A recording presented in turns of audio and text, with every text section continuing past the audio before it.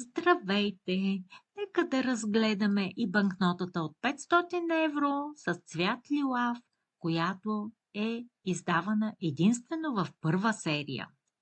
Интересът към тази банкнота от страна на фалшификаторите е доста висок, особено като се има предвид, че евробанкнотите са втора резервна валута в страните извън Европейския съюз и дори се счита, че 20% от банкнотите в брой са а, точно в страни извън еврозоната.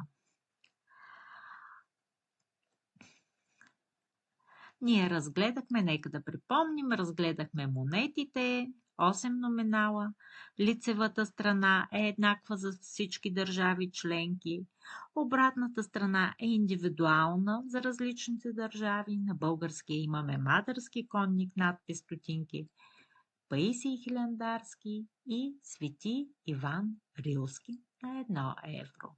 Разгледахме сивата банкнота 5 евро, червената 10 евро. Целта е цветовете да са контрастни в близките номинали.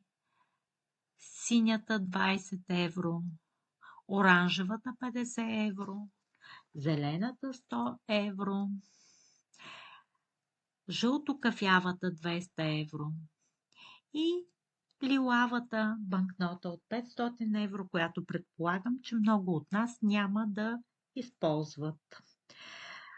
Стила на архитектурата е 20 век след 1930 година, като трябва да се отбележи, че това не са реално съществуващи обекти, а плод на дизайнера.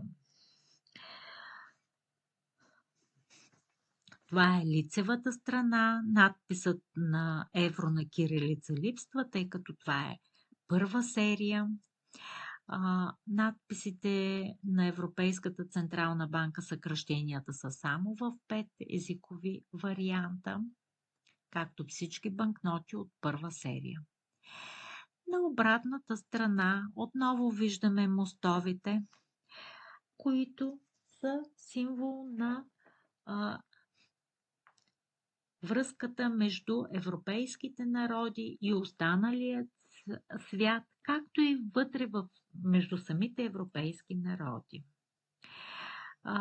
Картата на Европа е отново в дясно, както всички останали банкноти първа серия.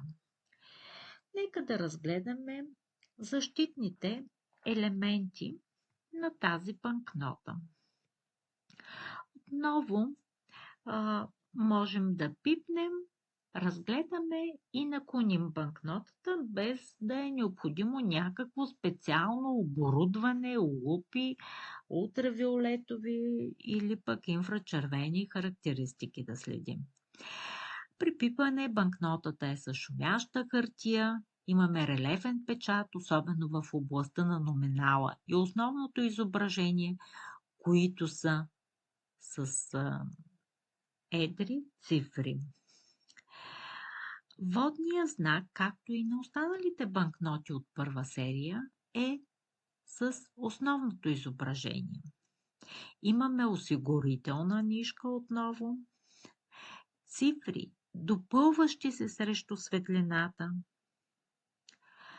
холограма, като холограмите са характерни за по-високите номинали.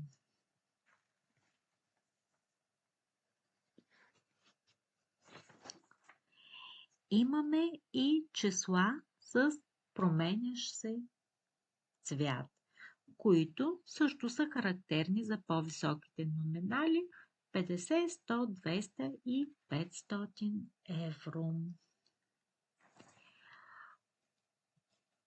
Тази банкнота представлява голям интерес за фалшификаторите, така че предполагам на повечето места търговците биха отказали да ви я приемат, но е добре да бъдете запознати, а в сайта на Европейската централна банка ще видите и допълнителните й защити.